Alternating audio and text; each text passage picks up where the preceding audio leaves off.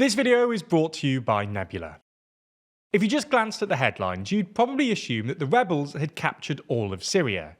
Assad has been ousted, all the big cities have fallen into rebel hands, and the rebels' de facto leader, Abu Muhammad al-Jalani, is doing triumphant photo ops in Damascus.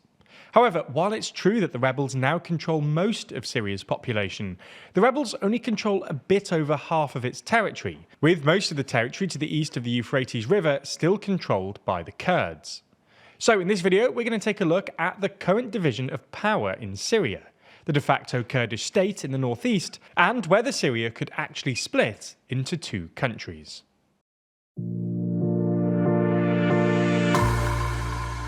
Before we start, if you haven't already, please consider subscribing and ringing the bell to stay in the loop and be notified when we release new videos.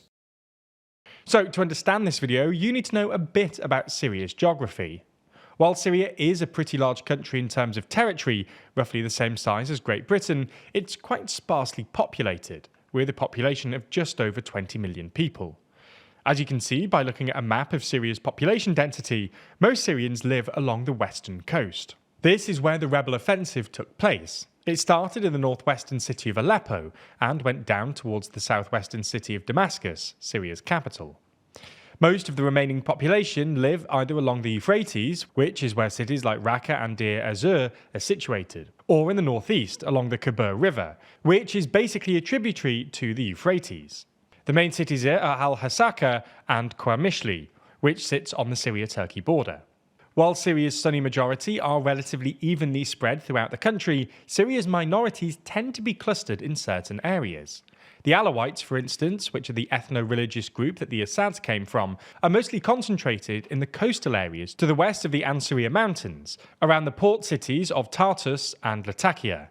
The Druze are mostly concentrated in the south, around the Syria-Jordan border, and the Kurds, who account for about 10% of the population, are mostly concentrated in the north. The Kurds in Syria and elsewhere have always wanted more political autonomy.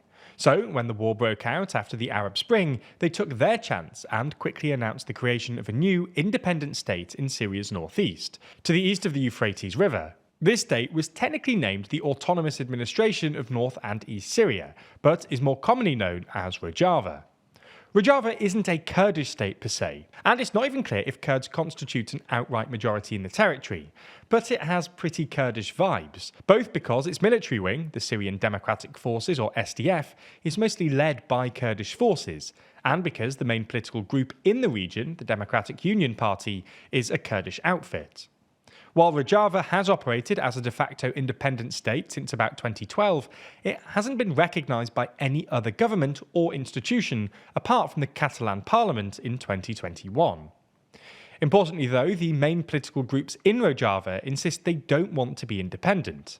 Rather, they want Rojava to be an autonomous region within federal Syria, perhaps like the Kurdistan region in Iraq. Anyway, Rojava's borders gradually expanded over the course of the war, in large part because the US allied with the SDF to push ISIS out of central Syria in 2017, and the SDF claimed this new territory for Rojava.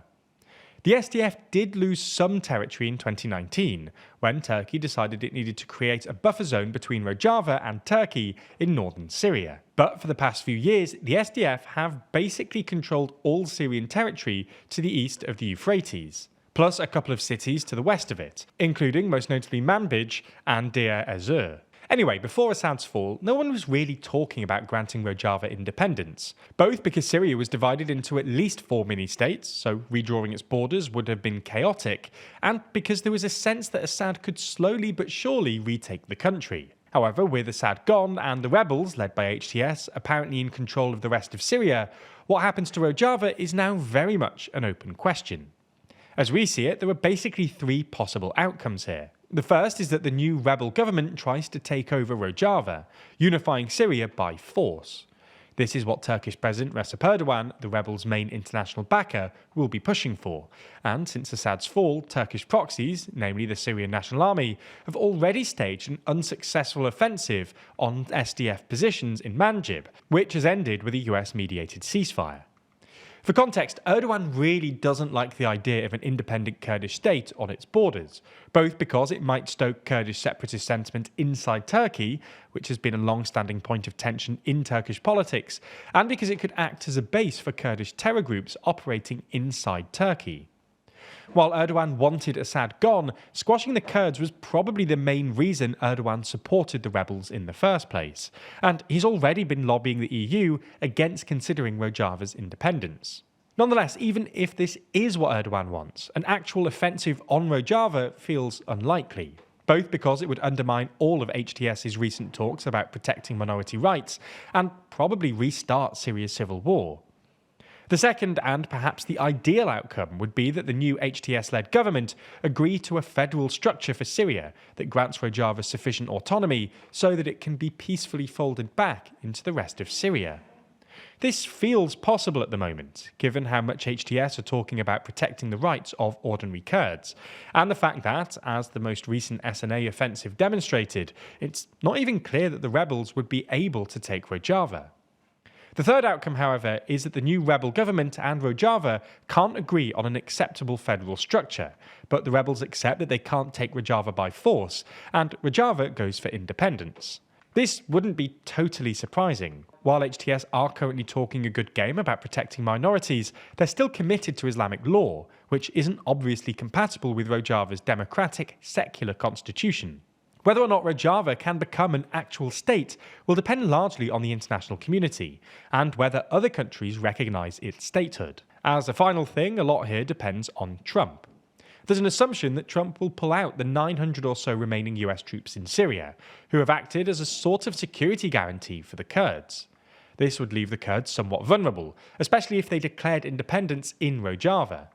However, while Trump did try to do this in his first term, it didn't actually happen in the end. And when Turkey tried to attack the Kurds afterwards, Trump imposed massive sanctions on Turkey and forced Erdogan into a ceasefire. If Trump can again deter Turkey from taking direct action against the Kurds, Rojava's prospects will look a bit rosier. As you've probably noticed, the news cycle is particularly fast right now, with coups, elections and governmental gossip happening all over the world. In fact, with Trump heading into the White House, that chaos is only likely to get worse. If you're feeling a little lost and even a little depressed, then you might want to check out our series WTF USA, where we explain everything that's happened across the pond in the land of the free. Because while the election might be over, the number of WTF moments only looks likely to increase. Unlike some of our other more serious videos, the tone of WTF USA is more light-hearted and takes something of an irreverent look at what's going on. Regular viewers will be pleased to hear that the series has been extended due to overwhelmingly popular demand over on Nebula. If these trends continue, hey! Now, if you didn't know, Nebula is an independent creator-owned streaming platform that specialises in thoughtful content. Over there you can find creators like Wendover Productions, Real Life Law and Legal Eagle, with many of them releasing their very own original series on the platform. We're super proud of WTF USA, and we hope that with your support, we'll be able to make other interesting, weird and entertaining series with Nebula in the future. So signing up genuinely helps TLDR to grow and expand. You can also watch every normal TLDR video on Nebula ad-free, and in some instances before they land on YouTube. If you're not a member already, then click our link in the description to get 40% off. That's just $30 a year or $2.50 a month. We really hope you check out the series, and as always, thanks for your support.